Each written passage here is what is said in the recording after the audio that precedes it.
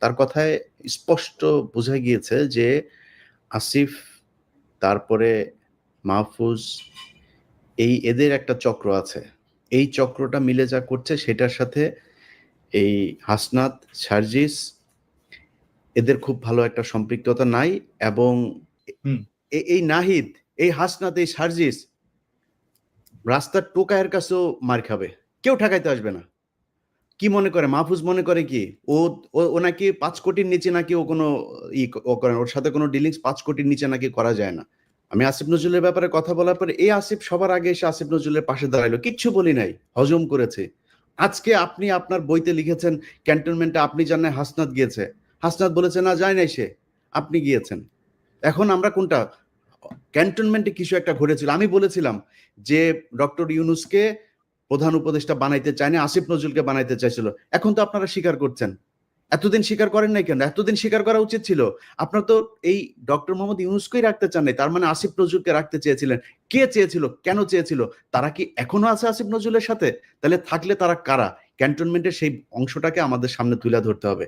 নতুন যে রাজনৈতিক মেরুকরণ বা সমীকরণ কি হতে যাচ্ছে আপনি কি মনে করেন? বা পরিস্থিতি যা দেখছি ওয়াকার সাহেবকে হয়তো সরে যেতে হবে এমন একটা পরিস্থিতি। কিন্তু এই যে রুলিং এলিট ক্লাস, ইংরেজি জানা ক্লাস, এটাই হচ্ছে সবসময় ক্ষমতায় থাকবে। এটাই ডেইলি স্টার, এটাই প্রথম আলো, এটাই সাবের হোসেন চৌধুরী, এটাই শিরিন শারমিন। ইংরেজি শিক্ষায় শিক্ষিত, ওই যে ইংরেজি যেহেতু কইছি সেহেতু ঠিকই কইছি, সেই জন্য আমি আমি আমি হাসনাতের এটা নিয়ে করছেন। এরপরে হাসনাতের সাথে আমার গতকালকেও কথা হয়েছে। আমি হাসনাতকে মানে দোষ দিচ্ছি না, বুঝছি মানে বলা হয় নাই কেন, এই কথাটা কেন বললাম জানেন? হাসনাতকে জিজ্ঞেস করছিল ইলিয়াস এটা প্রশ্নটা? হ্যাঁ, না আমি এই কথাটা জিজ্ঞেস করি নাই, এই বিষয় নিয়ে কোনো আলোচনাই হয়নি আমার সাথে। অন্য বিষয় নিয়ে আমি ওই যে আসিফের ব্যাপারে যে করেছিলাম সেটা নিয়েই করেছি। আমি এটা জিজ্ঞেস করছিলাম হাসনাতকে। হ্যাঁ, কারণ হাসনাত নানা সময় আমার সাথে নানা কথাবার্তা বলে, ওর মান অভিমান রাগ এই সমস্ত বিষয় করে আর কি। হ্যাঁ, তো এই সমস্ত আমি জিজ্ঞেস করছিলাম যে হাসনাত তুমি এই জিনিসটা তো আমাকেও বলতে পারতা, হ্যাঁ ওই দিন, তো আমাকেও বললা না কেন? আসসালামু আলাইকুম দর্শক, শুভেচ্ছা নিন। আপনাদের সবাইকে স্বাগত জানাচ্ছি আমি কনক সারোয়ার আজকের অনুষ্ঠানে।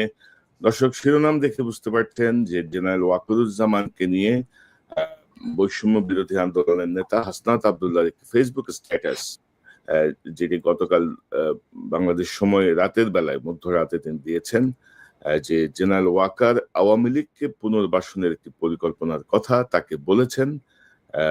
তার সেনা বাহিনীর ভেতরে যে তার যে বাসস্থান, সেখানে তাদের একটি মিটিং এ তিনি এই কথাটি বলেছেন এবং তিনি যুক্তি দিয়েছেন যে কেন আওয়ামী লীগকে আবারও রাজনীতিতে আসতে হবে, না হলে বিশ্বের কাছে গ্রহণযোগ্য হবে না, ইত্যাদি ইত্যাদি অনেক কিছু।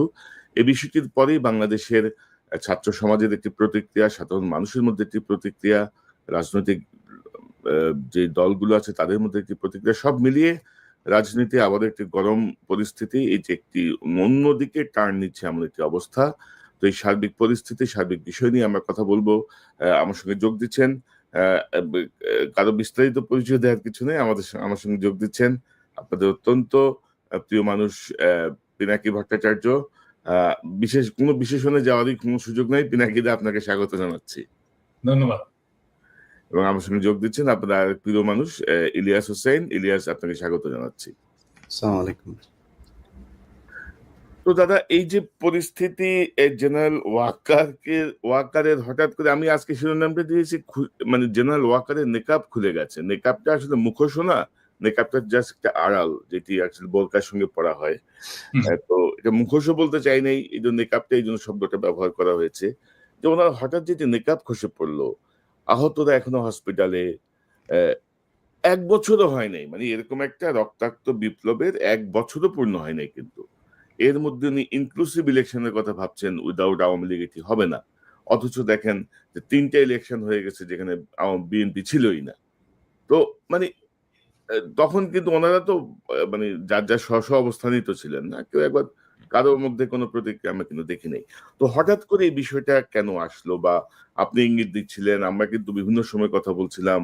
পাশাপাশি জেনারেল ওয়াকার কিন্তু গত 7 মাসে আওয়ামী লীগের যারা ঘনিষ্ঠ তাদের কাউকে কিন্তু সরান নাই, মানে সবাই বহাল ছিল। তো আপনার কাছ থেকে শুরু করি পিনাকিদা, আপনার কাছ থেকেই শুরু করি। প্রথমে সবারই একটা প্রশ্ন যে আসলে ওয়াকার সাহেব কি চাচ্ছে, কেন এরকম করছেন। হ্যাঁ, এবং গত 25শে ফেব্রুয়ারি থেকে উনি যে অ্যাগ্রেসিভ ভাবে অ্যাড্রেস করছেন, সেই অ্যাগ্রেসিভনেস এর পিছনে কারণটা কি? আমরা ছোটবেলায় গ্রাম দেশে আমরা দেখতাম যে গ্রাম দেশে বাঁশঝাড় থাকতো এবং বাঁশঝাড়ের ওইখানে অন্ধকার, দুই দিক দিয়ে বাঁশ টাস ঝাড় ইয়ে হতো এবং মনে করা হতো যে ওইখানে ভূত পেতনি থাকে, জিন ভূতের আসর টাসর হয়। এবং ওই জায়গা দিয়ে যাওয়ার সময় আমরা জোরে গান গাইতাম আর কি, জোরে জোরে কথা বলতাম যেন জিন ভূতের আসরটা যেন না পড়ে।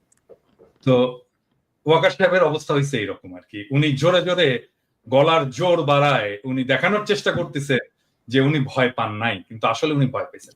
ঘটনা হচ্ছে উনি কিসের ভয় পেন? ভয়টা হচ্ছে জাতিসংঘের সেই রিপোর্ট, যেই রিপোর্টটা আমি বলছি যে এটা একটা বিস্ফোরক, এবং এটা পাতায় পাতায় ছত্রে ছত্রে লেখা আছে কোন বাহিনীর কে কে কিভাবে মানুষের মানবাধিকার লঙ্ঘন করছে, গণহত্যা চালাইছে, গণহত্যার সহযোগী হয়েছে, এভিডেন্সকে ধামাচাপা দেওয়ার চেষ্টা করছে, এবং সমস্ত জায়গায় সুপিরিয়র রেসপন্সিবিলিটিতে ওয়াকার সাহেব আছে। এবং ওয়াকার সাহেব এই বিচারটাকে এড়াতে চান। এটাই হচ্ছে ওনার এই জোরে জোরে কথা বলা এবং ইনস্টিটিউটকে বিতর্কিত না করতে বলার আহ্বান জানানোর পেছনের কারণ। এখন মুশকিলটা হচ্ছে কি যে এই রিপোর্টটা তো আর প্রফেসর ইউনূসের সরকার তৈরি করেনি, রিপোর্টটা তৈরি করছে জাতিসংঘ। এবং এই রিপোর্টটা যদি কেউ ডিটেইল পড়ে দেখে তাহলে দেখবে যে মানে প্রমাণ হিসাবে তুলে ধরার ক্ষেত্রে জাতিসংঘ যে মেটিকুলাসলি প্রত্যেকটা তথ্য, প্রত্যেকটা এভিডেন্সকে কতবার ভেরিফাই করছে, হ্যাঁ, তার কোনো ইহত্যা নাই। মানে ধরেন আমি একটা এক্সাম্পল দিই, ধরেন একটা ছবি ব্যবহার করছে, হ্যাঁ, এই ছবিটা কিভাবে কোথায় কোন সোর্স থেকে পাইছে, কিভাবে সেটা ভেরিফাই করছে, কিভাবে ফটো ইমেজটাকে এনহ্যান্স করছে, কে করছে, হ্যাঁ, কোন ফরেনসিক ল্যাবরেটরিতে এটা এনহ্যান্স করা হয়েছে, কোন ফরেনসিক সায়েন্টিস্ট এটা এনহ্যান্স করছে, এভরিথিং ডিটেইল। মানে এর এইখানে যে এভিডেন্স গুলো দেওয়া আছে সেটা কোনোটাকে অস্বীকার করার কোনো ক্ষমতা নাই। এখন এই যে আমি একটা এপিসোড করছিলাম, আমি আর পরে আর করিনি, কারণ আমি ওই যে সমস্ত হেলিকপ্টার গুলো আকাশে উঠছিল, এই হেলিকপ্টার গুলোতে ক্রু কার আছে এটার একটা তালিকা আমি পাইছি, এবং আমি একটা সম্ভবত আমি প্রথম যে হেলিকপ্টারটা উঠছিল এবং যেখান থেকে প্রথম গুলি করা হয়েছিল সেই ক্রু এর তালিকা দিয়েছিলাম আমি, যে কে কে ছিল, অ্যামিনিশন কি কি উঠছিল, অ্যামিনিশন কতটা খরচ হয়েছে, সেইটার হিসাব সহ আমি দিছিলাম। সো ডিটেলটা আছে। তো এখন দেখা যাচ্ছে কি যে এই হেলিকপ্টার গুলোতে প্রত্যেকটা কমান্ডিং পজিশনে আর্মি। তো ওয়াকার সাহেব এখন ওয়াকার সাহেবের চারপাশে তারা এখন সার্ভিং, ওয়াকার সাহেব সবাইকে বাঁচাইতে চাচ্ছে, এটাই হয়ে গেছে ওয়াকার সাহেবের মিশন। এখন ওয়াকার সাহেব বাঁচাইতে চাইল, এর সাথে আর কে কে কারা কারা বাঁচাইতে চায়। ধরেন হাসিনার নামে তো একটা মামলা হবে, হাসিনার নামে শুধু না, হাসিনা, তার স্বরাষ্ট্রমন্ত্রী, তার যারা যারা সাথে সাথে ছিল, তার রাজনৈতিক নেতা টেতা সবগুলোর নামে মামলা।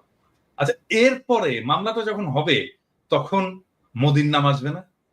মোদির নাম তো আসবে, মোদির নাম আসবে, কারণ সালাউদ্দিন সাহেবকে কিভাবে নিয়ে গেল, কিভাবে সে যে ইন্ডিয়ার একটা শহরে যে এসে আবিষ্কৃত হলো, তাই না?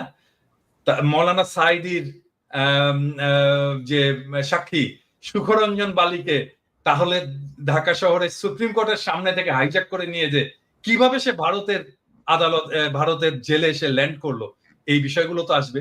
এবং হাসিনার রেজিমকে আপনি কোনোভাবে মোদির সাথে আলাদা করতে পারবেন না। সো হাসিনা যখন ট্রায়ালের মুখোমুখি হবে, বিচারের মুখোমুখি হবে, মোদিও বিচারের মুখোমুখি, সেই জন্য ইন্ডিয়া চাচ্ছে এই বিচারটা যেন না হয়, হাসিনা চাচ্ছে এই বিচারটা যেন না হয়, ওয়াকার চাচ্ছে এই বিচারটা যেন না হয়।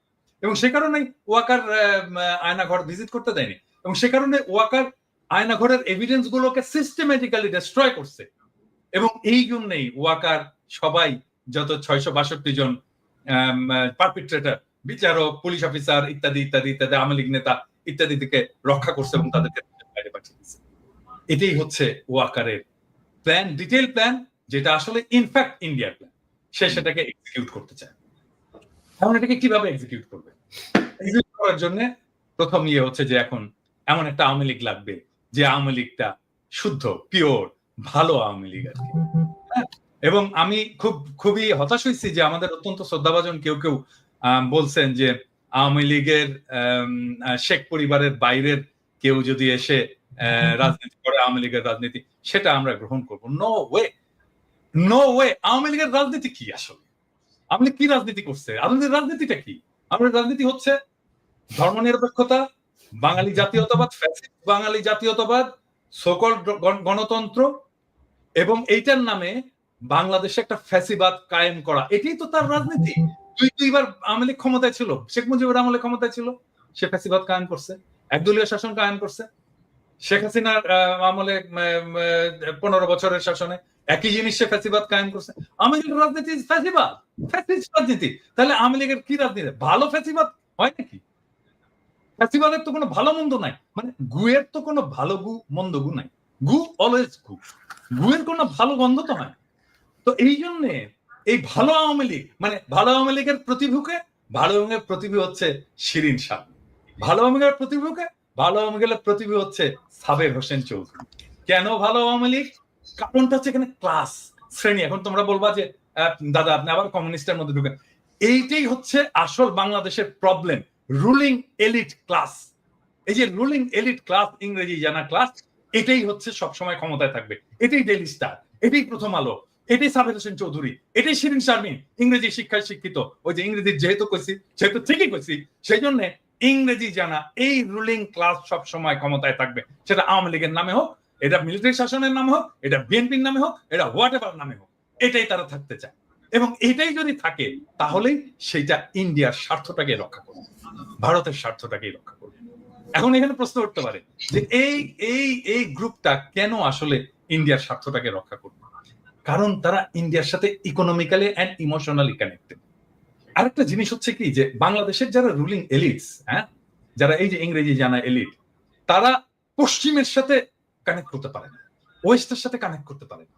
আপনি দেখেন এই যে ধরা যাক আমি যদি ইয়ের কথাই বলি, মানে এটা পার্সোনালি নেওয়ার কিছু নাই, ধরেন মাহফুজুর রহমান একজন খুবই বাংলাদেশের এনলাইটেন্ড একজন মিডল ক্লাস এবং রুলিং ক্লাস ইন্টেলেকচুয়াল, এবং তার তো কোনো কিছুর অভাব নেই, টাকা পয়সার অভাব নাই, তার মেয়েকে পড়াইছে ভালো জায়গায়। এখন বলেন তো তার মেয়ে কি করে? কিছুই করে না, ইনফ্যাক্ট কিছুই করে না। সে লন্ডনে কিছুই করতে পারে না, তার ক্যারিয়ার ডুম, কিছুই না। হ্যাঁ, বা ধরেন আপনি জয় তো একটা ইয়ে পরিবারের, একটা সুবিধাপ্রাপ্ত পরিবারের ছেলে। আমার বাবা তো স্কুল টিচার রে ভাই। হ্যাঁ, তো জয়ের মা তো প্রাইম মিনিস্টার ছিল, সে তো শেখ মুজিবের নাতি। এটা প্রিভিলেজ ফ্যামিলি থেকে কি করছে জয়ের ক্যারিয়ার, গ্লোবাল কন্ট্রিবিউশন কি? কিচ্ছু না, নাথিং। আপনি এই যে বাংলার রুলিং ক্লাস, এরা আসলে পশ্চিমে কিছু করতে পারে না, এরা পশ্চিমের সাথে কানেক্ট করতে পারে না, এবং পশ্চিমের ভ্যালুজও তারা ধরতে পারে না যে আসলে পশ্চিম কি। হ্যাঁ, সেই জন্য তারা কানেক্ট করে ইন্ডিয়ার সাথে, কারণ ইন্ডিয়ায় তারা আসলে জায়গাটা পায়, স্পেসটা পায়, তাদেরকে একটু স্পেস দেয়, তাদেরকে একটু পিট চাপড়ায় দেয়। এইটাই হচ্ছে বাংলাদেশের টোটাল রাজনীতি, টোটাল পলিটিক্স এর প্রবলেম। এবং এই কারণে এই জায়গাটা থেকে আমরা বাড়াইতে পারতেছি না। এই জন্য আমি মাঝে মাঝে বলি না যে আমি যদি দেশে যাই, এই নষ্ট শহরগুলোকে জ্বালাই দিব একেবারে। কারণ এটাকে ধ্বংস করে না দিতে পারলে, এই এলিটিজমকে ধ্বংস করে না দিতে পারলে, আপনি এই যে ফ্যাসিবাদের যে চক্কর, এই যে এলিটিজমের যে চক্কর, এটা থেকে বাইরে হতে পারবেন না। এই যে ঘুরে ফিরে আপনাকে একবার মাহফুজা নাম দেখাবে, একবার মতিউর রহমান দেখাবে, একবার সাবের হোসেন চৌধুরীকে দেখাবে, একবার শিরিন শারমিনকে দেখাবে, এই এলিট। ইভেন ইনফ্যাক্ট আপনি প্রফেসর ইউনূসের মন্ত্রিসভা দেখেন, এলিটের বাইরে কেউ নাই। মানে যারা এই বাংলাদেশের এলিট সোসাইটির ক্লাসের মেম্বার্স, এর মধ্যে ছাত্ররা দু একজন ঢুকছে, এর বাইরে আর সবাই এলিটস। আপনি দেখেন, মানে আচ্ছা বলেন কোন, আমি বলি এটা এখন বললে অন্যরকম শোনায়। প্রফেসর ইউনূসের একজন মিডিয়ার ইয়ে দরকার, একজন মিডিয়াতে কাজ করে, বিদেশে থাকে, এরকম একজন এক্সপার্ট আমার বিশেষ সহকারী দরকার। কাকে বলেন তো? আমি আপনাদেরকে বলতেছি না, আমি দর্শকদেরকে বলতেছি। আচ্ছা আপনারা বলেন তো, আপনাদের কার নামটা মনে আসে? বলেন তো কার নামটা মনে আসে? আমাকে যদি বলতো যে প্রফেসর ইউনূস যে আচ্ছা পিনাকি আমাকে একটু খুঁজে দেন তো, আমার একজন বিশেষ সহকারী দরকার, একজন ভালো ইয়ে করতে পারবে, বিদেশে থাকে, লেখাপড়া করছে, আমার মাথায় প্রথম কনক সরোয়ারের নাম আসতো। আরে কনক সরোয়ার পিএইচডি করেও এলিট গ্রুপে ঢুকতে পারেনি, কারণ ওই যে এলিট সোসাইটি, ওই যে আলিরিয়াজ মিলে যে সোসাইটিটা তৈরি হয়েছে, ওইটার মধ্যে কনক সরোয়ার নাই। সেজন্য কনক সরোয়ারের নাম আসে না, মনির হায়দারের নাম আসে। মনির হায়দার বিশেষ সহকারী হয়। হ্যাঁ, তো এইটা তো প্রবলেম আমাদের। এটা তো শুধু প্রবলেমটা, এইটা শুধু মানে Awami League, BNP, professor Yunus problem না, এটা টোটাল বাঙালি এই সেকুলার এলিট সোসাইটির প্রবলেম। এবং এখান থেকে আসছে এই আওয়ামী লীগের পুনর্বাসনের এই জায়গাটা। যতক্ষণ পর্যন্ত না রিয়েল অর্থে জনগণ যতক্ষণ পর্যন্ত না এম্পাওয়ার্ড হচ্ছে, ততক্ষণ পর্যন্ত এই প্রবলেমটা থাকবেই থাকবে, এবং এই লড়াইটাও থাকবে। আমাকে অনেকে বলে না যে আমি স্থিতিশীলতা চাই না, অমুক হই, আমি মব স্টার, আমি মব লড়াই দিই, অমুক করি তমুক করি, এই সমস্ত বলে না। আরে ভাই, আপনি তো সমাজের বেসিক দ্বন্দ্বটাকে রিজলভ করতে হবে। তো আপনি যে হ্যাভ নটস, তাদের দিকে তাকাইতে হবে, তো তাদেরকে পলিটিক্যালি এম্পাওয়ার করতে হবে। তো আপনি তাদেরকে পলিটিক্যালি এম্পাওয়ার করবেন না, এবং আপনি তার ন্যায়সঙ্গত বিদ্রোহকে আপনি মব জাস্টিস বলবেন, এটা হইতে পারে না। আপনি এটা করতে পারবেন না, আপনাদেরকে এটা করতে দেওয়া হবে না। Plain and simple. তবে দাদা, আপনি যেটি বলছিলেন যে শুধু তো এলিট শ্রেণী না, ইউনূসের মন্ত্রিসভায় ধরেন বিপ্লবের সঙ্গে, বিপ্লব পরবর্তী সরকারে কিন্তু বিপ্লবের সঙ্গে সংশ্লিষ্টতা পূর্ণ মানুষও নাই। আর আমি দর্শকদেরকে বিনীতভাবে বলি, দাদা একটা এক্সাম্পল হিসেবে আমার কথা এনেছেন। ডক্টর ইউনূসের বিশেষ সহকারী হওয়ার জন্য আমার কোনো আগ্রহ নাই, বা আমি ওইটা যাইতে চাইও নাই। দাদা জাস্ট একটা এক্সাম্পল হিসেবে বিষয়টা এনেছেন, আপনারা আবার এটাকে অন্য ব্যাখ্যা করেন না। তো দাদা, আমি আসবো আবার আপনার কাছে। এই যে ধরেন ইলিয়াস, আপনি কিভাবে দেখছেন? আপনার কাছ থেকে একটু শুনি। ধরেন দাদা যা বললো মোটামুটি সবকিছু কাভার আপ হয়ে গিয়েছে। আমি শুধু যেই সিচুয়েশনটার কারণে আমাদের আজকে লাইভ, যেটাকে উদ্দেশ্য করে আমি সেই জায়গায় কিছু কথা বলতে চাই।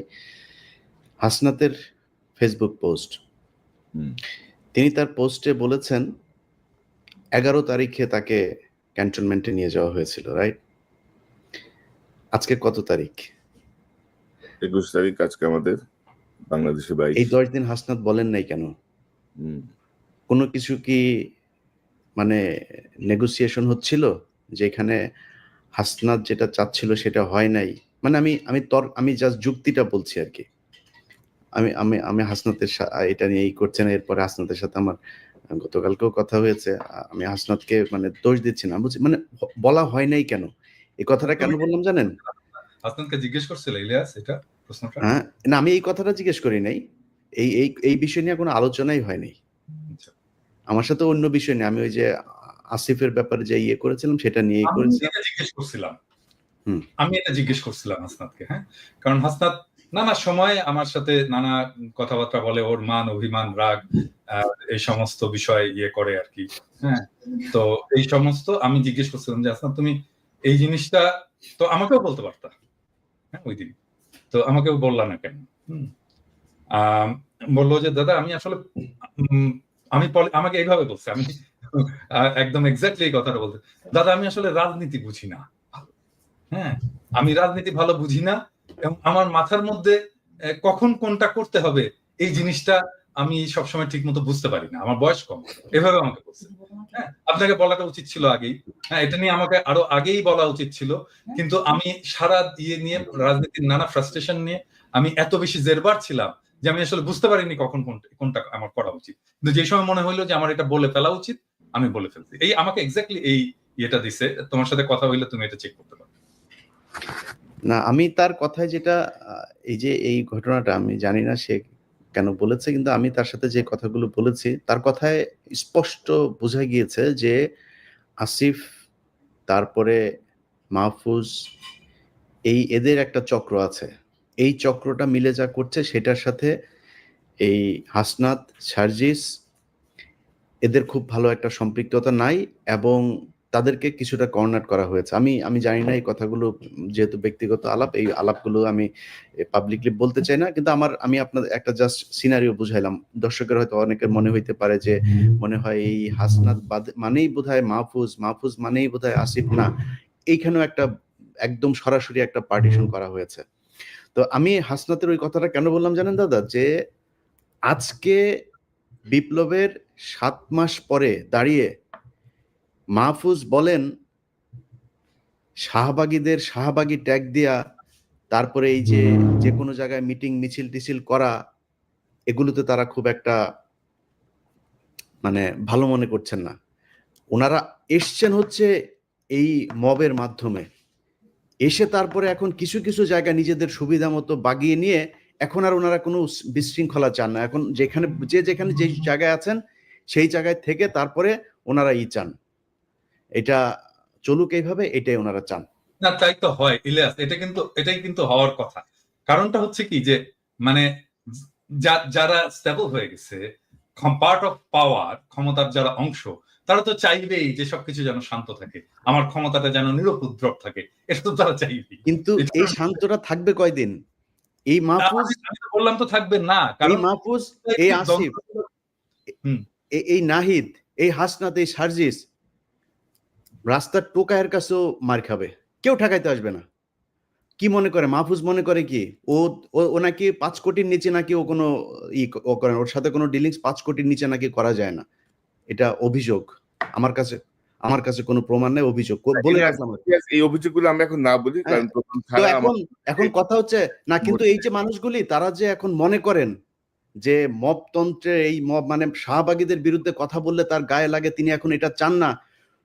মাহফুজকে 1000 কোটি টাকার মালিক বানাই দেবো আমি, $1 বিলিয়ন মালিক বানাই দেবো, $1 বিলিয়ন। $1 বিলিয়ন মালিক হওয়ার পরে মাহফুজ মনে করে কি মেম্বার নির্বাচন করে পাশ করে আসতে পারবে?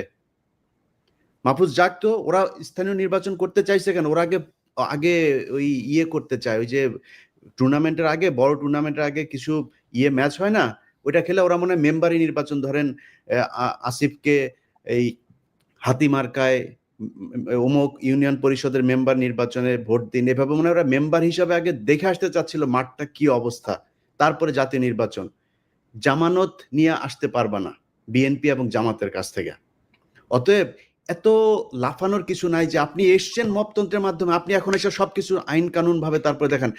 আইন, এই যে বিচারকগুলোকে আপনি সরাইলেন, কোন আইন দিয়ে সরাইছিলেন? উপদেষ্টা বানাইছিলেন বাংলাদেশের সংবিধানে ছিল, আপনি বসাইলেন কেন? আপনারা যেভাবে উপদেষ্টা হয়েছেন এটা কোন আইনে ছিল? এখন বিডিআর এর মামলার সময় আপনি আইন দেখান, এখন উদিচির মামলার সময় আপনি আইন দেখান, 21শে আগস্টের মামলার সময় আপনি আইন দেখান, ওই ফেনীতে যেই বনোজ কুমার আর ব্যারিস্টার সুমনরা যেটা করে গিয়েছে সেই 16 জন মানুষ এখন পর্যন্ত তারা কেন কন্ডেম সেলে আছে? আপনি করতে পারেন নাই, সময় পান নাই। শামা ওবায়দের সাথে অন্ধকারে সিনেমা হলে চিপাই গিয়া বসে সিনেমা দেখার সময় পান, এই কাজ করার সময় পান না। এটার জবাব বাংলাদেশের মানুষের কাছে। আমি বলেছি যে 5 বছর, 10 বছর, 20 বছর, যত বছর প্রয়োজন হয় থাকুক তারা। আমরা তো বিএনপির কাছ থেকে বেশি সুবিধা নিতে পারতাম, তাই না?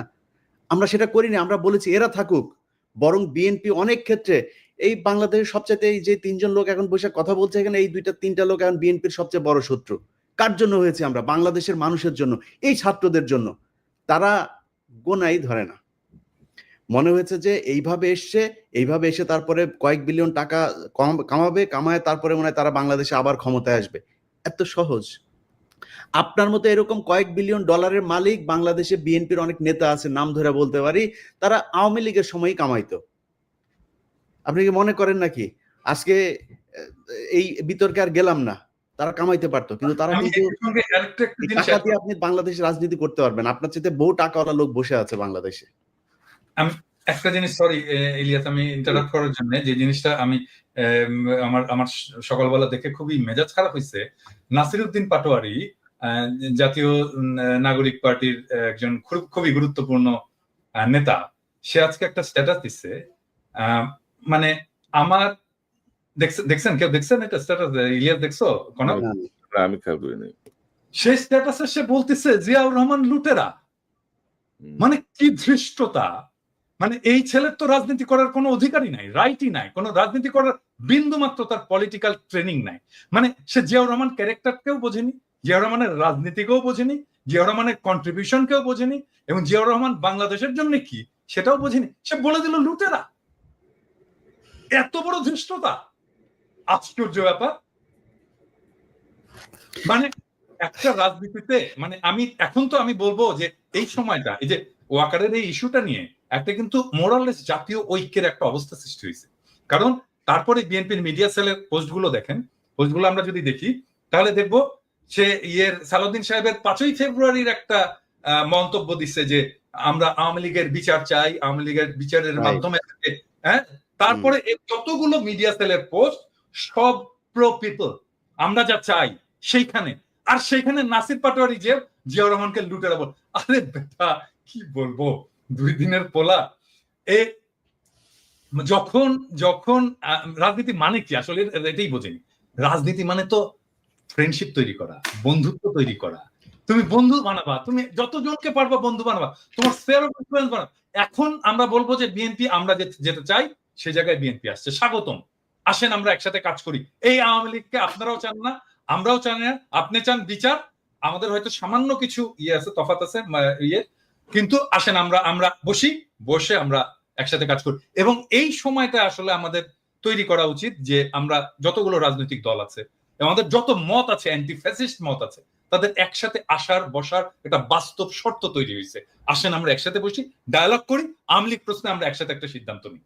এবং আমার মনে হয় আমরা বাকি সবাই ইনক্লুডিং বিএনপি আওয়ামী লীগ নিয়ে এখন একটা সিদ্ধান্ত নেওয়ার মতো অবস্থায় আমরা চলে আসছি, এবং দ্যাটস ওয়ান্ডারফুল।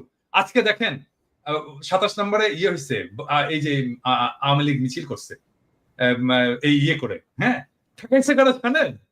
ছাত্র দলের ছেলেরা ঠেকাইছে। আমার তো ছাত্র দলের ছেলেদের এখন স্যালুট দিয়ে বলতে হচ্ছে যে আয় বাবা বুকে আয়, হ্যাঁ, এইটাই তো চাই আমরা, তো এই ছাত্র দল চাই, আমরা তো এই বিএনপি চাই, হ্যাঁ। সো এখন তৈরি হয়েছে একটা অভূতপূর্ব একটা জাতীয় ঐক্যের প্রেক্ষাপট, যেই জাতীয় ঐক্যের উপরে দাঁড়ায় আমরা পরবর্তী জায়গায় যাইতে পারি। আর নাসিরউদ্দিন পাটোয়ারি এখানে বলে দিল, আমার মনে হয় নাসিরউদ্দিন পাটোয়ারির শুধু, আমি জানি না কি অবস্থা, ওর ক্ষমা চাওয়া উচিত, জাতির কাছে ক্ষমা চাওয়া উচিত জিয়াউর রহমান সম্পর্কে দৃশ্যতাপূর্ণ মন্তব্য করার জন্য। এবং আমি এটা খুবই পার্সোনালি নিছি, ইউ অল নো যে আমি ব্যক্তিগতভাবে, শুধু পলিটিক্যালি না, ব্যক্তিগতভাবেও আমি জিয়াউর রহমান চরিত্রটাকে অ্যাজ পলিটিক্যাল লিডার, বাংলাদেশের একজন আইকন হিসেবে আমি কতটুকু রেসপেক্ট করি। এবং এই জায়গায় আমি জানি না নতুন জেনারেশনের কথা, আমাদের জেনারেশন থেকে কোনোদিন মেনে নেবে না, কোনোদিন না, নেভার এভার। এইটা যদি ছাত্ররা না জানে, নতুন দলের লোকেরা যদি না জানে, তাহলে রাজনীতি না করাই। না দাদা, ওই যে ছাত্র উপদেষ্টা বা ছাত্র যারা দলের নেতৃত্বে আছে, তাদের যে বডি ল্যাঙ্গুয়েজ বা তাদের যে হাবভাব আর কি, এটা ঠিক মনে হয় না যারা বিপ্লব করে আসছে আর কি, মনে হয় যেন একটা ওই এলিট পলিটিক্যাল পার্টি। কনক ভাই, আপনি দেখেন শুরুর দিকে আমরা যখন আসিফ নজরুলের ব্যাপারে কথা বললাম, আমি আসিফ নজরুলের ব্যাপারে কথা বলার পরে এই আসিফ সবার আগে এসে আসিফ নজরুলের পাশে দাঁড়াইলো, কিচ্ছু বলি নাই, হজম করেছে। আজকে আপনি আপনার বইতে লিখেছেন ক্যান্টনমেন্টে আপনি জানেন হাসনাত গিয়েছে, হাসনাত বলেছে না যায় নাই সে, আপনি গিয়েছেন। এখন আমরা কোনটা, ক্যান্টনমেন্টে কিছু একটা ঘটেছিল, আমি বলেছিলাম যে ডক্টর ইউনূসকে প্রধান উপদেষ্টা বানাইতে চায়নি, আসিফ নজরুলকে বানাইতে চাইছিল। এখন তো আপনারা স্বীকার করছেন, এতদিন স্বীকার করেন নাই কেন? এতদিন স্বীকার করা উচিত ছিল। তাইলে তো আসিফ নজরুল, আসিফ আজকে যায় মানুষের কাছে যায় বলে যে সে তার আসিফ নজরুলের সাথে তার সম্পর্ক ভালো নাই, ইলিয়াস ভাই কেন আমার পেছনে লাগলো। আরে ভাই, আপনার সাথে ভালো সম্পর্ক না আমি কেমনে বুঝবো? আপনি প্রথম আলোর নিয়ে আমার আমার আমার আমার যে রক্তের ভেতরে এন্টি ইন্ডিয়ান যে সেন্টিমেন্ট আমার ভেতরে কাজ করে, তার সবচাইতে বাংলাদেশের প্রধান দোসর হলো গিয়া প্রথম আলো আর ডেইলি স্টার। আপনি সেই প্রথম আলোর কাছে যায় তারপরে আপনার বই করেন, আপনি আর জায়গা পান নাই কোথাও। আপনার পক্ষে কথা বলবো কেমনে? আমরা তো বলতে চাই একটা দল দরকার ছিল যারা কিনা রাজনৈতিক শক্তির বাইরে গিয়া বাংলাদেশটাকে একটা সুন্দর জায়গায় নিয়ে যাবে। এই জন্য মানুষ জীবন দিয়েছিল, মানুষ আপনাদেরকে ব্ল্যাঙ্ক সাপোর্ট দিয়েছিল যে যা মনে চায় করেন, যত বছর প্রয়োজন হয় করেন। আপনার তো এই ডক্টর মোহাম্মদ ইউনূসকেই রাখতে চান নাই, তার মানে আসিফ নজরুলকে রাখতে চেয়েছিলেন। কে চেয়েছিল, কেন চেয়েছিল? তারা কি এখনো আছে আসিফ নজরুলের সাথে?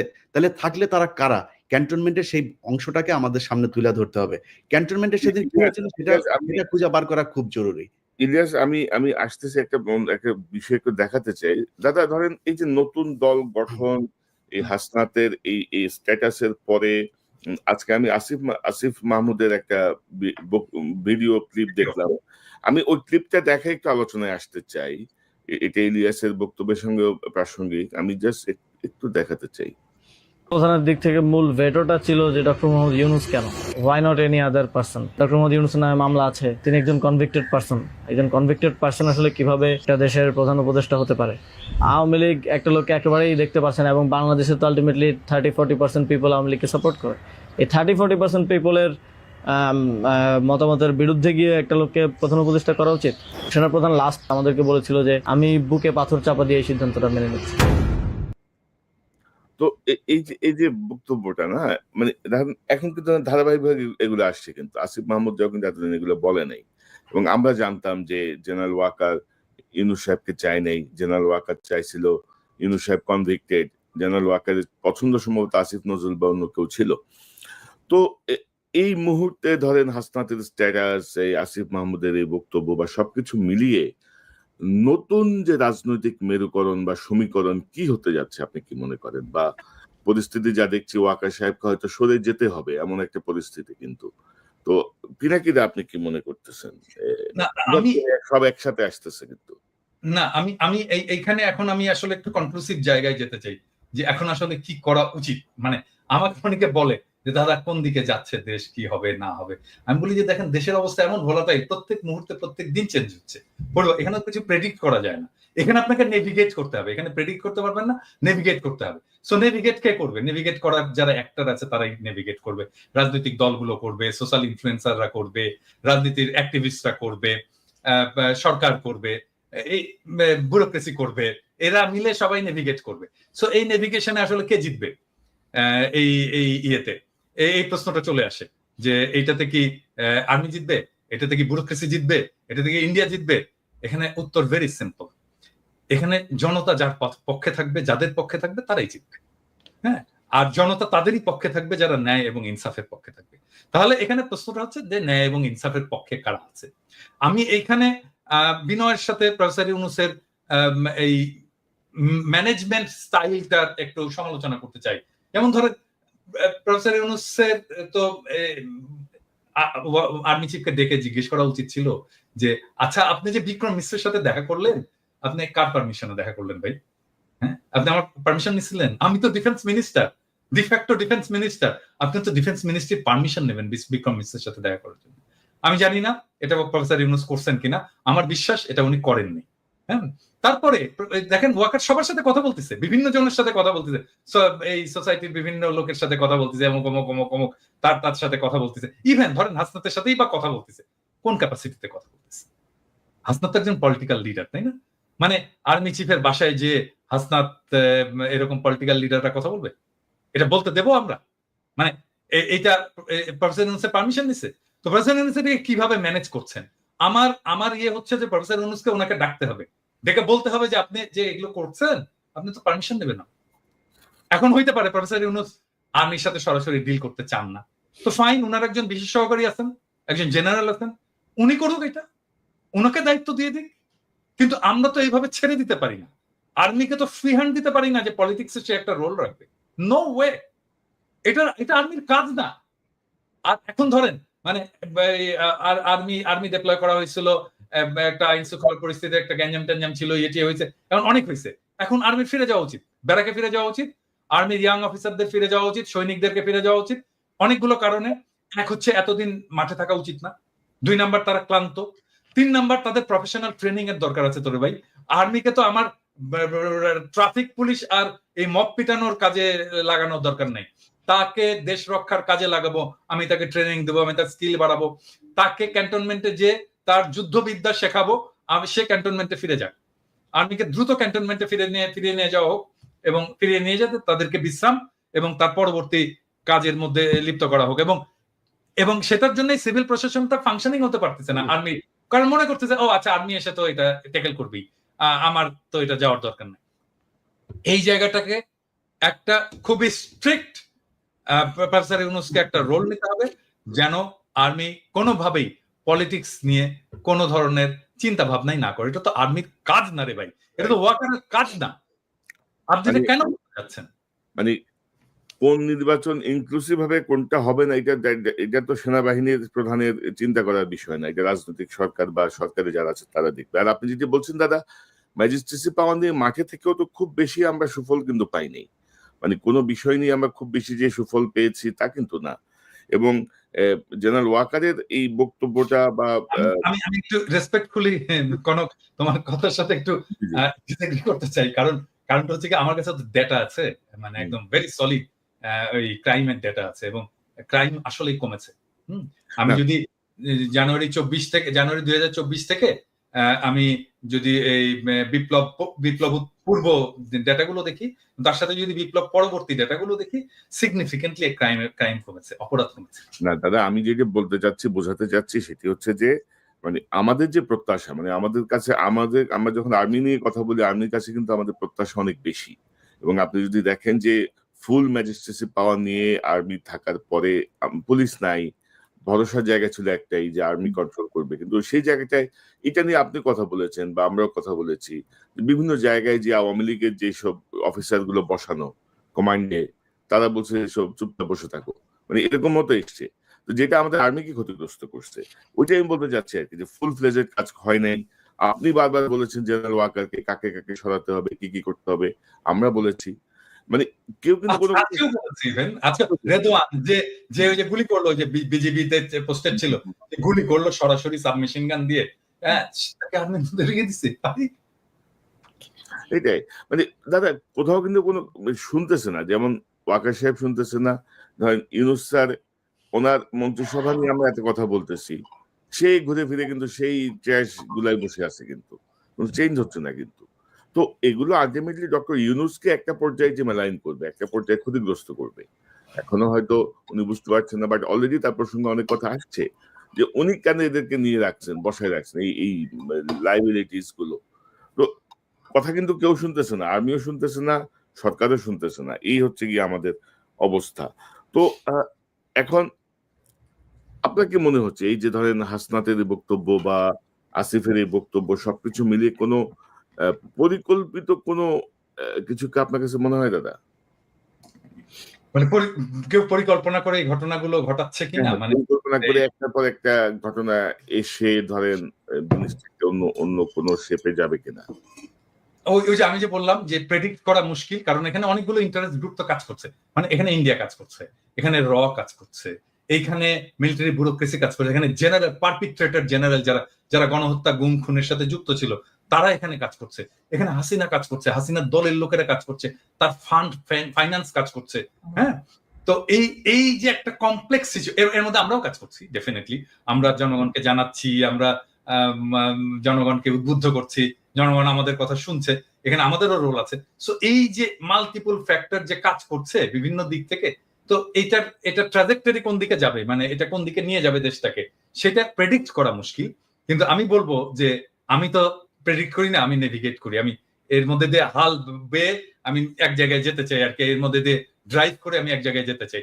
সো আমি ড্রাইভ করে যাব যেটা ন্যায় ইনসাফের পক্ষে, এবং আমরা সবাই থাকবো, জনগণকে আহ্বান জানাবো যেটা ন্যায় এবং ইনসাফ সেই জায়গায় থাকবেন। এবং আমি 4টা জিনিস বলছিলাম, কনকা মনে আছে কিনা, আমি আবার বলি সবাইকে। আমি 4টা জিনিস নিয়ে আমি কাজ করি, এবং আমি চাই এটা আমাদের জাতীয় ঐক্যের ভিত্তি হওয়া উচিত। নাম্বার 1, বাংলাদেশে আওয়ামী ফ্যাসিবাদ জীবনে ফিরবে না, আমরা ফিরতে দেব না। নাম্বার 2, বাংলাদেশে ভারতীয় আধিপত্যবাদ ফিরবে না, আমরা তাকে ফিরতে দেব না। নাম্বার 3, আমরা বাংলাদেশে একটা সাম্যের সমাজ চাই। নাম্বার 4, বাংলাদেশে আমরা একটা ইনসাফের সমাজ চাই। আমার চাওয়া এই সামান্য 4টা জিনিস, এই 4টার জন্য আমি জীবন দিয়ে দেব, এবং এইটাই আমার অন্যের সাথে ঐক্য করার ভিত্তি হবে। এবং আমি প্রফেসর ইউনূস সরকারকেও বলবো যে আপনার কাজের মধ্যে এই 4টার রিফ্লেকশন ঘটান। এবং আমি বিএনপি কে বলবো, জামাতে ইসলামীকে বলবো, বাংলাদেশের সকল রাজনৈতিক দলকে বলবো যে এখন আপনারা বসে আসেন, আমরা একটা জাতীয় ঐক্য তৈরি করতে পারি কিনা এই 4টা বেসিসের ভিতর। আপনারা যদি কিছু অ্যাড করতে চান করতে পারেন, কিন্তু যত বেশি অ্যাড করবেন এটা কমপ্লেক্স হবে।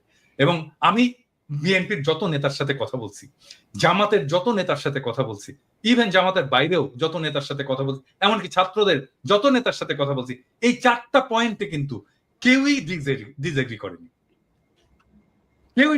করেনি। কিন্তু ফর্মালি আমরা কেন বলতে পারতেছি না এটাকে আমার এটা ঐক্যের প্ল্যাটফর্ম হবে, এর উপরে দাঁড়িয়ে আমরা আমাদের পরবর্তী রাজনীতি নির্মাণ করব। তবে দাদা, এই যে সেনাপ্রধানের উদ্ভূত যে পরিস্থিতি বক্তব্য, এটা নিয়ে আমার মনে হয় যে আইএসপিআর এর একটা ব্যাখ্যা খুব জরুরি। আসলে সেনাপ্রধান কেন বলেছেন, কোন প্রেক্ষিতে বলেছেন, কি বিষয়, এটা ব্যাখ্যা আমরা খুব সহজ একটা দিতে পারে, কিন্তু আইএসপিআর কে ঠিক কথা বলবে? মানে একটা আইএসপিআর সেটাই বলবে যেটা তাকে বলে দেওয়া হবে। এটা এটা এটা ইয়ে না, আমরা এটা অনেক পরে জানতে পারবো যে আসলে কেন এটা হয়েছিল। আমি আমি একটা ইন্ডিকেশন পাইছি যে আসলে উনি কেন এত ভয় পাইছেন, একটা ইন্ডিকেশন পাইছি। এটা কালকে বলবো নি আমার দর্শকদেরকে। আচ্ছা, না মানে সামথিং রং আর কি, সামথিং রং। আর ডক্টর ইউনূসের প্রতি আহ্বান যে আপনি আরেকটু স্ট্রংলি বিষয়গুলো হ্যান্ডেল করেন। ইলিয়াস, আপনি কি মনে করেন, মানে পরিস্থিতি কি কি দেখতেছেন, কোন দিকে যাচ্ছে, বা এই আপনার মনে কোনো আশঙ্কা আছে কিনা? না, আমিও কনক্লুশনে যাই, কারণ হচ্ছে যে এতক্ষণ যা বললাম সেটা একজন দেশের নাগরিক, আমার মনে হয় একজন দর্শক যে চিন্তাটা করছে সেই কথাগুলো আমি কিছুক্ষণ আগে বললাম। কিন্তু এখন এইখানেই যদি আলোচনা শেষ হয় তাহলে মানুষ হোপলেস হবে, তাহলে কি হচ্ছে, কি হইতে পারে। দেখেন, আমাদের দেরি হয়ে গেছে, এটা সত্য কথা। যদি আপনি চিন্তা করেন, এখন আমরা বলছি সবাই আওয়ামী লীগকে নিষিদ্ধ করতে হবে, মানে আমার এই কথাটা মানে দুইভাবে করার সুযোগ নাই। আওয়ামী লীগ নিষিদ্ধের ক্ষেত্রে পৃথিবীর ভিতরে যদি একটা প্রাণী জীবিত থাকে সেটা আমি সবার আগে, বাট তারপরও যুক্তির খাতিরে বলি। কারণ বাংলাদেশে মুসলিম লীগ আছে না এখনো, বাংলাদেশে এখনো জাসদ বাসদ টাসদ বহুত দল আছে না, নিষিদ্ধ করা লাগে নাই তো, নিষিদ্ধ করতে হয়েছে না। এই নিজামী ইসলামী পার্টি টার্টি অনেক পার্টি ছিল, বড় বড় পার্টি ছিল, ইভেন মাওলানা ভাসানীর দল পর্যন্ত তো এখন খবর নেই। যদি মানুষ না চায়, দল এমনিতেই চলবে না, দল এমনিতে ব্যান্ড হয়ে যায়। মানুষ চায় কিনা, মানুষ তো চায় না। আমরা আলোচনা করেই বোধহয় আওয়ামী লীগকে আরো বেশি মানে চাই কি না চাই, কিন্তু আমরা তাদেরকে চাই না না চাই তার চাইতে সবার আগে আমাদের চোখের সামনে যে আওয়ামী লীগ গুলো আছে তাদেরকে আমরা সরিয়েছি এখন পর্যন্ত। যদি আমি ক্যান্টনমেন্ট বাদও দেই, ক্যান্টনমেন্ট তো সুপার ক্লাস, এরা তো আবার সুপিরিয়র, এদেরকে নিয়ে তো কিছু বলা যাবে না। এরা তনুকে ধরে ধর্ষণ করে মারা ফেলছে, তনুরে মারার পরও ক্যান্টনমেন্টে সেই ব্রিগেডিয়ারের বিরুদ্ধে এখন পর্যন্ত কোনো বিচার, নামও বলে নাই কেউ। আমি অনেক চেষ্টা করেছি তনুর পরিবারকে, তার পরিবারকে নানানভাবে এই গোয়েন্দা সংস্থার লোকজন করেছে। এই দেশে যদি সেনাবাহিনীর নিয়ে বলতে যায়, 5 তারিখের পর থেকে যত সমস্যার কারণ, সব সমস্যার মূল কারণ হচ্ছে সেনাবাহিনীর কতিপয় এই দুষ্কৃতিকারী। এরা 32 নম্বরে ভাঙতে যাওয়ার সময় বাধা দিয়েছে, এরা প্রথম আলো সামনে নিয়ে তারপরে সেনাবাহিনী দাঁড় করিয়ে রেখেছে, এরা গিয়ে এই পর্যন্ত যত আলেমরা বের হয়েছে সে আলেমদেরকে আপনি জানেন কনক ভাই, আমি সেনাবাহিনীর প্রতিনিধিকে আমি একদম সরাসরি বলেছে যে আপনাদের এই অফিসার করছে, বললো হ্যাঁ আমরা দেখছি, আমি এখনই দেখছি, আমাদের সামনে বসে ফোন দিল ঢাকাতে। কি হয়েছে? এখনো পর্যন্ত আলেমদেরকে জামিন দেয় না। জজ সাহেব জামিন দেয়, সেনাবাহিনীর এই ডিজিএফআই ফোন করে তারে থ্রেট করে। এই জন্য সেনাবাহিনী, এই জন্য আমাদের দেশে সেনাবাহিনী নাকি? তো এটা করছে সেনাবাহিনী এখন পর্যন্ত। আওয়ামী লীগ যদি নাকি আপনি ছাত্ররা, আমি আপনাদের অনেক কমপ্লেন করলাম, এখনো পর্যন্ত আপনাদের সুযোগ দিচ্ছে। আগেই বলেছে খুব বেশি দিন সময় নাই, এই ছাত্রদল ছাত্র শিবির যাদেরকে আপনারা এখন তুচ্ছ তাচ্ছিল্য করে কিছুই নিজেদেরকে বিশাল আকারে সাম্রাজ্যের মালিক মনে করেন, এই ছাত্রদল ছাত্র শিবিরের কারণেই 5 তারিখের ঘটনা ঘটানো সম্ভব হয়েছে। আপনাদের পক্ষে করা সম্ভব হইতো না এককভাবে, এটা মনে রাখেন। তাদেরকে নিয়ে ছাত্রদল ছাত্র শিবির মারামারি করবে, টেন্ডারবাজি করবে, অনেক কিছু করতে পারে। তাদের ব্যাপারে কথা বলতে গেলে খুব সাবধানে কথা বলেন, যারাই 15 বছর অন্তত সরকারের সাথে হাত মেলায় নেয় তাদের ব্যাপারে। সো তাদেরকে হিসাব করে যেমন কথা বলতে হবে। আর আপনারা যারা কিনা এখন পর্যন্ত আওয়ামী লীগের যে লোকজনগুলো আছে, যারা মনে করেন যে আপনারা কয়দিন পরে টাকা পয়সা নিয়ে তারপরে খুব ভালো অবস্থানে থাকবেন, সেই ছাত্রদেরকে বলতে চাই, যদি নাকি আসলে এই দেশে থাকতে চান, আমি আবারও রিপিট করি, দেশে যদি থাকতে চান, পরিস্থিতি যা হয়েছে আপনি দেশেই থাকতে পারবেন না। আসিফ নজরুল অলরেডি তার বউ বাচ্চা আমেরিকায় পাঠিয়ে দিয়েছে, সে টাকা পয়সা যা পাঠাচ্ছে একদম দায়িত্ব নিয়ে বলছি, আপনাদেরকে গ্যারান্টি দিয়ে দিলাম, আসিফ নজরুল আমেরিকাতে প্রপার্টি কিনেছে, প্রপার্টি কার মাধ্যমে কিনেছে সেটাও জানি। পরিস্থিতি আসুক, পরিস্থিতি আসলে আপনারাই জানতে পারবেন, তখন এই ক্যান্টনমেন্টের ঘটনা যেমন আজকে বের হয়েছে ওইভাবে সবকিছু সামনে নিয়ে আসা হবে। আচ্ছা, এই যে টাকা পয়সা নিয়ে করছেন, এটা নিয়ে বাঁচতে পারবে না। কি করতে হবে? যেটা করতে হবে সেটা হচ্ছে এই যে হত্যা মামলার আসামিগুলো আছে না, এটার উপরে আপনাদেরকে সবার আগে এমফেসিস করতে হবে। আপনারা যারা আহত হয়েছে না, তাদের চিকিৎসার জন্য সর্বোচ্চ করতে হবে। যারা নিহত হয়েছে তাদের পরিবারকে খুব দ্রুত বড় অঙ্কের রাষ্ট্রীয় কোষাগার থেকে তাদের জন্য করতে হবে। এর আগে আমি বলেছি, পিনাকিদা বলেছে, আমরা একদম স্পষ্টভাবে যে যদি আপনার টাকার প্রয়োজন হয়, ফান্ডের প্রয়োজন, আমাদেরকে বলেন, আমরা ফান্ড কালেক্ট করে দেব। বাংলাদেশের মানুষ এই জুলাইয়ের যে শহীদ, তাদের জন্য তাদের সর্বোচ্চ স্যাক্রিফাইস করতে রাজি আছে। আপনাদের কারণে মানুষ সেগুলো নিয়ে কথা বলে না, কারণ আপনারা তোলেনি না। মাঝখানে একবার কষ্টের কথা বলি, মাঝখানে একবার এরা পঙ্গু হাসপাতালের সামনে গিয়ে দাঁড়াইলো, আমি একজন ছাত্র উপদেষ্টাকে, সমন্বয়কে আমি বললাম যে ভাই এই মানুষগুলো এখনো পর্যন্ত আমাদের মিডিয়াতে কথা বলে তারপর চিকিৎসা নিশ্চিত করতে হবে। সে আমার কি জবাব দিছে জানেন দাদা? সে আমারে বলে যে ভাই এরা হইছে উপদেষ্টা হইতে চায়, বুঝছেন? কয় আমার এরা উপদেষ্টা হইতে চায়, এদের অন্য ধান্দা আছে। আমি বললাম তাই কিছু নাকি? হলে যে কোনো ডিসেন্ট ভয়েস কে, যে কোনো প্রমিনেন্ট ডিসেন্ট ভয়েস কে বলা শুরু করে আর কি, যে উপদেশটা হইতে পারেনি জন্যই এরকম। এগুলি করে।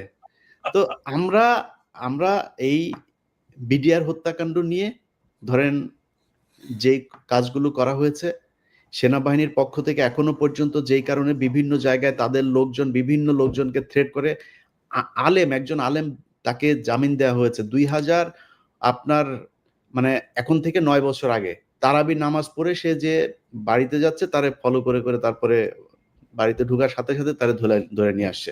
16 বছর বয়স একজন হাফেজ। আচ্ছা সরি, আমি ইলিয়াস এখানে একটু ইন্টারাপ্ট করি তোমাকে, কারণ এটা আমাদের ইন্টারনাল আলাপ, যেটা আমরা বাইরে বলিনি এখনো। আমি তোমাকে বলছিলাম যে আলেমদের যারা, আমি কিন্তু বেশ কিছু আলেমের মামলা ডিসমিস করার জন্য আমি নিজে ব্যক্তিগত উদ্যোগ নিয়ে এই কাজটা করছি, পিপিদের সাথে কথাবার্তা বলে, এবং এই লিস্টটা একটু প্লিজ করো তুমি। আমার সাথে কালকে রাতেই আমার সাথে আলেমদের একটা প্রতিনিধির মিটিং হবে। আপনি চাইলে আমি আপনাকে তাহলে সেখানে রাখতে পারি।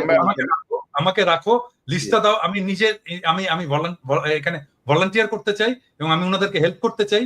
গ্রাউন্ড লেভেলে দরকার হলে আমি কথা বলে যেভাবে হোক এই ভুয়া মামলাগুলো থেকে তাদেরকে বের করে নিয়ে আসার আমি সর্বোচ্চ চেষ্টা করব। দাদা আমরা শোটা শেষ করে এই একটা 5 মিনিট একটা মিটিং করে নেব।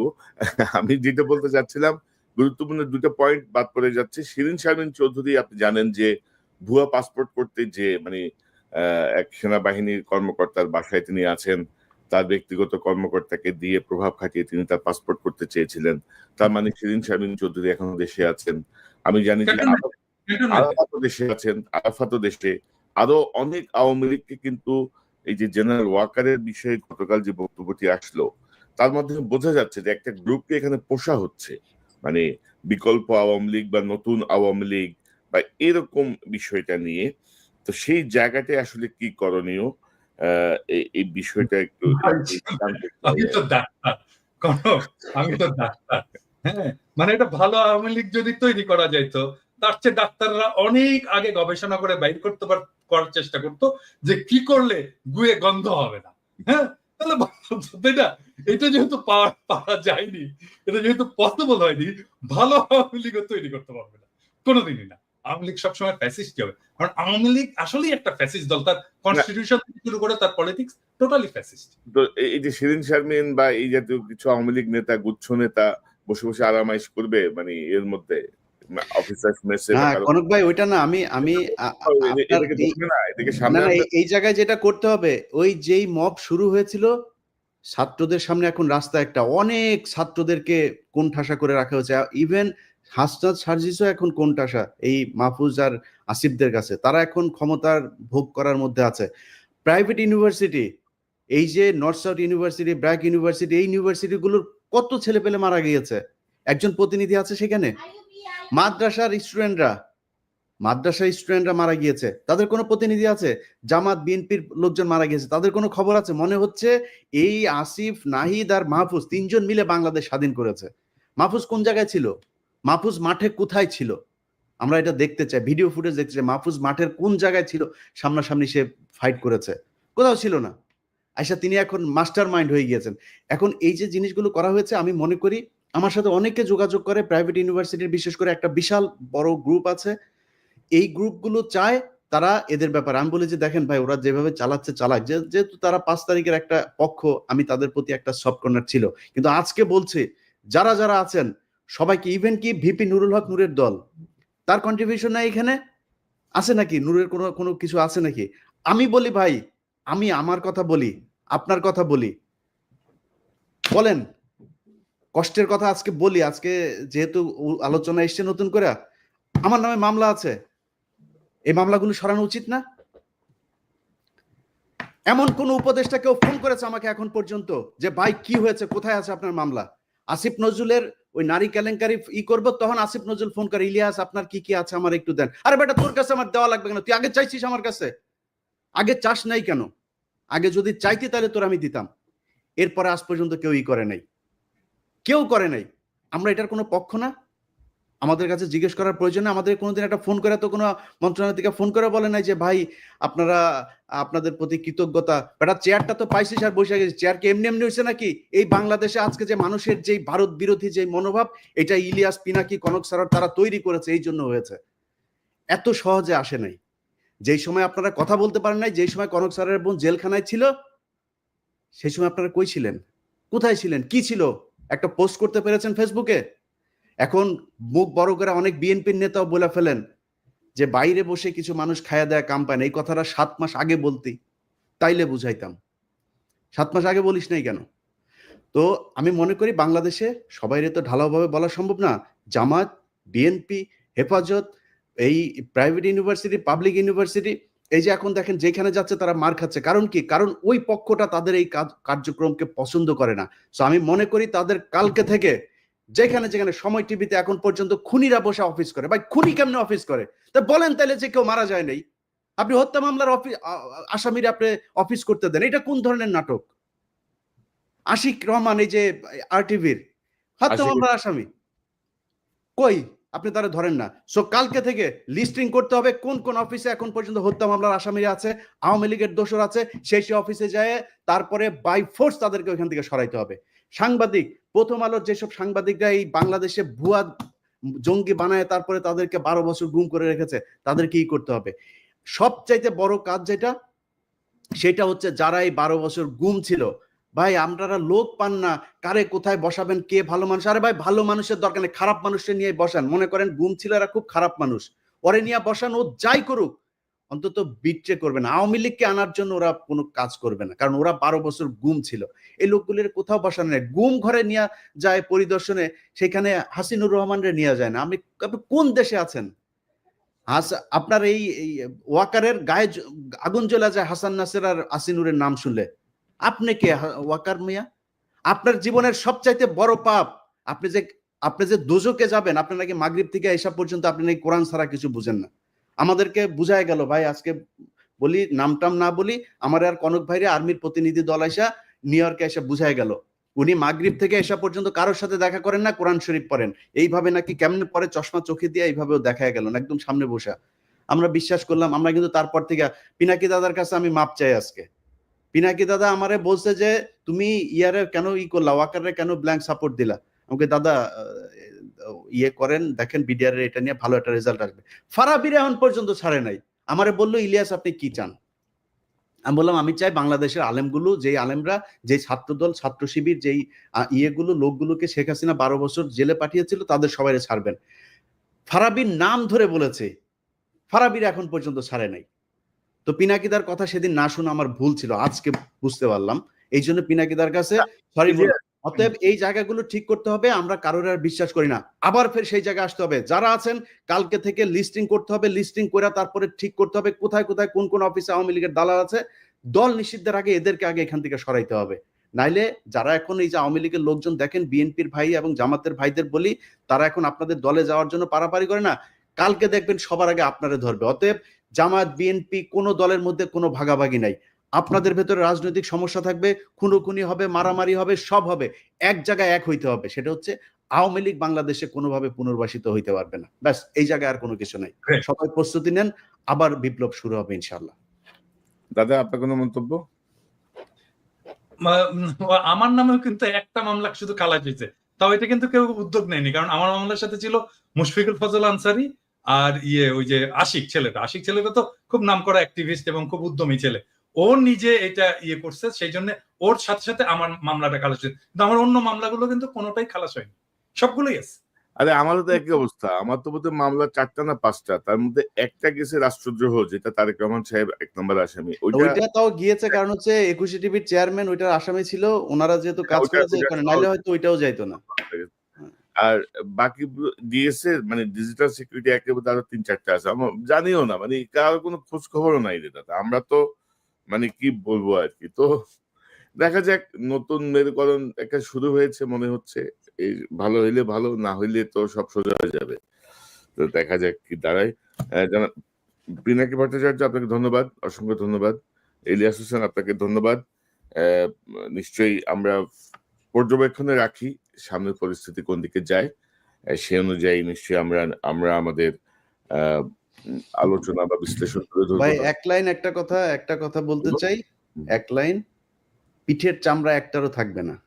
যারা মনে করেন না যে এরে না ওরে, ওরে না এরে, আপনি টাকা পয়সা কামায়, মাহফুজ বলেন, নাহিদ বলেন, আসিফ বলেন, আওয়ামী লীগ যদি নাকি কোনোভাবে পুনর্বাসিত করেন, পিঠের চামড়া একটারও থাকবে না। ছাত্রদল ছাত্র শিবিরের সাথে অলরেডি তো গ্যাঞ্জাম শুরুই হয়েছে, সামনে ছাত্রলীগের আইনা, তারপরে ত্রিমুখী পিটানি খাবেন। টাকা পয়সা নিয়ে সারা জীবন ওই যে মইনিউ আর ফখরুদ্দিনের মতো যায় সারা জীবন এক জায়গায় বসে থাকতে পারবেন। আমি পিনাকি কনক সারোয়ার, আমরা কিন্তু বাইরে থাকলেও মানুষ ডাকে, ভাই আসেন দেশে, আসেন না কেন, আমরা এখন দেশে যাইতে পারি, এটা সমস্যা নেই। আসিফ নজরুলের বাপের ক্ষমতা নাই, দেশে গেলে আমার মামলায় আমার আটক করে নিয়ে যাবে, কিন্তু আপনাদের জীবনে কিন্তু যাইতেও দিবেন, কেউই যাইতে দিবেন, কেউই ডাকবে না আপনারে। সো সাবধান, পিঠের চামড়া একটারও থাকবে না, সবাই সাবধান থাকেন। ইলিয়াস তোমাদের সাথে দেখা করতে আসলো, তো আমার সাথে আসে না কেন দেখা করতে? ও বললো না কেন যে দাদার সাথে কথা বলেন না কেন? কি ডরাই না? আমার এখানে আসার দাদা এই জিনিসগুলো আমাদের তাদের সাথে আমরা প্রমিস করেছি যে আমরা আপনাদের এই বিষয়গুলো, এই আপনার নামটাম কারা কাদের সাথে কি মিটিং হয়েছে এগুলো নিয়ে আলোচনা করবো না। কিন্তু তারপরে বলি কারণটা কি, কারণটা হচ্ছে আমি যে বিডিআর এর কাজটা করছিলাম, এই বিডিআর এর এই বিষয়টা নিয়েই তাদের যুক্তি দেখেন, সেনাবাহিনীর যুক্তি শোনেন। যুক্তি হচ্ছে কনক সারোয়ার, ইলিয়াস হোসেন, পিনাকি ভট্টাচার্য, আপনাদের এই দেশের অসামান্য অবদান, আপনাদেরকে যথাযোগ্য সম্মাননা দিয়ে দেশে আনা হবে, আপনাদের সম্মান দেওয়া উচিত আমাদের। আচ্ছা, এখন কি করতে হবে? সেনাবাহিনী নিয়ে ই করা যাবে না, বিডিআর নিয়ে ই করা যাবে না। বিডিআর নিয়ে কি হয়েছে? বিডিআর নিয়ে করলে নাকি এটা নাকি সেনাবাহিনীর সুনাম ক্ষুণ্ণ হবে, এক। 2 নাম্বার পয়েন্ট হচ্ছে এখানে অনেক মহিলা রেপ হয়েছে, এদের নাম প্রকাশ পেয়ে যাবে। কত লেম একটা যুক্তি, আপনি চিন্তা করেন, এটা হয়ে যাবে। তো আমি বলেছি যে আমরা পৃথিবীতে এখন পর্যন্ত, আমি তো সাংবাদিকতায় যতটুকু আমার প্রশিক্ষণ নেওয়া হয়েছে, আমি তো কোথাও শুনি নাই যে কোনো রেপ হওয়া কোনো নারীর নাম কোনো গণমাধ্যম প্রকাশ করতে পারে, আনলেস শি ইজ ডেথ। মারা যাওয়ার পরে আপনি তার নাম প্রকাশ করা যাবে, কিন্তু মারা যাওয়ার আগ পর্যন্ত আমরা তার নাম, ছবি কোনো কিছু প্রকাশ করি না। আমরা বলবো কেন? এটা গোপন একটা তদন্ত হবে, কারা কারা করেছে। যে বিডিআর এর সৈনিকরা ধর্ষণ করেছে তাদের ফাঁসি দিয়ে দিবেন, যারা ছাড়া পেয়েছে তাদেরকেও ধরবেন, যারা সাক্ষীদের ভেতরে অনেকে ক্রিমিনাল আছে তাদেরকে ধরবেন, ধরে নিয়ে তাদের ফাঁসি দিবেন। আমি তো না করি না, আমি বিচার চাই, বরং আপনাদের চাইতে বেশি বিচার চাই আমি। সো আপনারা করেন এই যুক্তিতে বিডিআর এর নিয়ে কাজ করতে না। তো আমি বিডিআর এর প্রোগ্রামটা করেছি অনেক সেন্সর করে দাদা, এইটারে নিয়ে যদি আসল কথা যদি বের করা যায়, তাহলে সেনাবাহিনী যারা মারা গিয়েছে তাদের মধ্যে অনেকের পোলাপানের মান সম্মান নিয়ে রাস্তায় বার হইতে পারবে না। যাদেরকে আমরা শহীদ বলি, এদের মধ্যেও 2-4 জন আছে যাদের পোলাপান রাস্তাঘাটে বের হইতে পারবে না মান সম্মান নিয়ে। সব দোষ বিডিআর এর এখানে দিয়া, এবং ওই যে এটা শুনি নাই দেখেই কিন্তু তার পরের দিনই কিন্তু ওই সেনাপ্রধান বলেছে ফুল স্টপ। আমাদের ওই মিটিং এর পরের দিনই কিন্তু ফুল স্টপ। 24 তারিখের ঘটনা তাইলে। হ্যাঁ, মিটিং এর পরের দিনই ফুল স্টপ। মানে আমি একটা বিষয় বলি যে দাদা দেখেন যে বিডিআর বা সেনাবাহিনীর সম্মান, এই যে নতুন যে কমিশনের যে ল, সেই ল অনুযায়ী হাসিনা যে বিচার করে গেছে সেই বিচারে কিন্তু কমিশন হাত দিতে পারবে না। ওই বিচার কিন্তু বহাল, কিন্তু ওই আইন বহাল, ওই বিচার বহাল, তদন্ত বহাল, সবই বহাল। ওইটা একটা চ্যাপ্টার, কমিশনের হচ্ছে সেকেন্ড চ্যাপ্টার। কমিশন কিন্তু এটা ইন্টারফেয়ার করতে পারবে না। তো এখানে তো বোঝা যায় যে বিডিআর এর জায়গাটা রিয়েলি উন্মোচন হোক, এটা বর্তমান সময়ের অনেকেই চাচ্ছে না। তো আমার মনে হয় যে আমরা আজকে আর বড় না করি, এখানে একটা সেন্টেন্স একটু বলতে চাই, একটা সেন্টেন্স বাংলাদেশের সমস্ত রাজনৈতিক দলগুলোকে, যে ভাই উত্তর পাড়ার সাথে ঘুটু করা বন্ধ করেন, ওখানে যাওয়া বন্ধ করেন। আপনারা যদি যান, কে যাচ্ছেন ধরবো একটা করে, আর একেবারে কচ্ছপের কামড় দিয়ে কিন্তু ধরবো। উত্তর পাড়ার সাথে পলিটিক্যাল পার্টির কোন ধরনের কোন আলোচনা চলবে না আজকে থেকে, এবং এটা নিয়ে তত্ত্বাবধায়ক সরকারেরও এটা একটা উদ্যোগ নেওয়া উচিত, যেন এইখানে এইটাই শুরু করে। একবার হলো এই এমবেসি গুলোতে যে ধর্ণা দেওয়া, আবার শুরু হয়েছে উত্তর পাড়াতে যে ধর্ণা। জনগণের কাছে যাও রে ভাই, জনগণের কাছে যাও, ওইটাই রাজনীতি, ওর জন্যই রাজনীতি করো, উত্তর পাড়ার জন্য করো না। আর এমবেসি একটা জিনিস দাদা, সেটা হচ্ছে যে আমরা এই আলোচনায় হয়তো সেনাবাহিনীর কষ্ট হইতে পারে যে আমরা সেনাবাহিনীর বিরুদ্ধে, আমরা সেনাবাহিনীকে এই দেশের রক্ষক মনে করি। আমরা তাদেরকে তাদের সম্মানের জায়গায় দেখতে চাই। সেনাবাহিনীর মিডল, তারপরে জুনিয়র যারা আছে তারা প্রচন্ড দেশপ্রেমিক। বাংলাদেশের প্রতিটা সৈনিক দেশপ্রেমিক, তারা কোনো বাংলাদেশের সকল ধান্দাবাজিতে সৈনিক যায় না। এবং জুনিয়র অফিসার তারা আমাদের ভাই, তাদের বিরুদ্ধে আমাদের কোনো অভিযোগ নেই। এবং আপনাদের কাছে আমাদের অনুরোধ থাকবে যে কোনো পরিস্থিতিতে এই আওয়ামী লীগের রেখে যাওয়া জেনারেলরা যদি নাকি কোনো ধরনের কিছু করার চেষ্টা করে, আপনারা রুখে দাঁড়াবেন। আপনাদের সাথে আমরা আছি, বাংলাদেশের মানুষ আপনাদের সাথে আছে। অবশ্যই। জি, আপনাদের দুজনকে অসংখ্য ধন্যবাদ। দর্শক, এতক্ষণ যে অনুষ্ঠান শুনলেন, ইলিয়াস বলছিলেন হাসিনা বা আওয়ামী লীগ যদি পুনর্বাসিত হয় তাহলে নাসির, নাহিদ, আসিফ এদের কি পরিস্থিতি হবে, আরে জেনারেল ওয়াকারের কি পরিস্থিতি হবে? জেনারেল ওয়াকার যদি হাসিনার কোনো মিথ্যা প্রলোভনের যদি তিনি ভাবেন যে তার প্রতি খুব সদয় থাকবেন হাসিনা, এটি ভাবাও ঠিক হবে না। সো জেনারেল ওয়াকারের ঝুঁকিও কম না। কোনো বিবেচনাতেই আওয়ামী লীগকে পুনর্বাসন করার কোনো সুযোগ নাই। কোনো ইনক্লুসিভ, এক্সক্লুসিভ কোনো ফরম্যাটেই আওয়ামী লীগ বাংলাদেশে যেন পুনর্বাসিত না হয়, সেই জায়গাটায় শুধু আজকের হাসনাতের এই স্ট্যাটাসের প্রেক্ষিতে না, সকল রাজনৈতিক দলের প্রতি এটি এক ধরনের বার্তা। কেউ যেন কোনোভাবে, বিশেষ করে এত রক্তাক্ত বিপ্লবের পরে, এত গুম খুন লুটপাটের ইতিহাস সামনে আসার পরে আমার মনে হয় যে কোনো সুস্থ মস্তিষ্কের মানুষ আওয়ামী লীগকে পুনর্বাসন করতে চাইবেন না, বা আওয়ামী লীগকে বাংলাদেশের কোনো রাজনৈতিক দল হিসেবে এই মুহূর্তে দেখতে চাইবেন না। হয়তো সম্পূর্ণ বিচার হয়ে যাওয়ার পরে যদি কিছু অবশিষ্ট থাকে, তখনকার পরিস্থিতি তখন দেখা যাবে। দর্শক, এই চ্যানেলটি সাবস্ক্রাইব করে আমাদের পাশে থাকুন, এই চ্যানেলের মেম্বারশিপ নিয়ে আমাদের পাশে থাকুন। আবারও দেখা হবে ইনশাল্লাহ। আসসালামু আলাইকুম।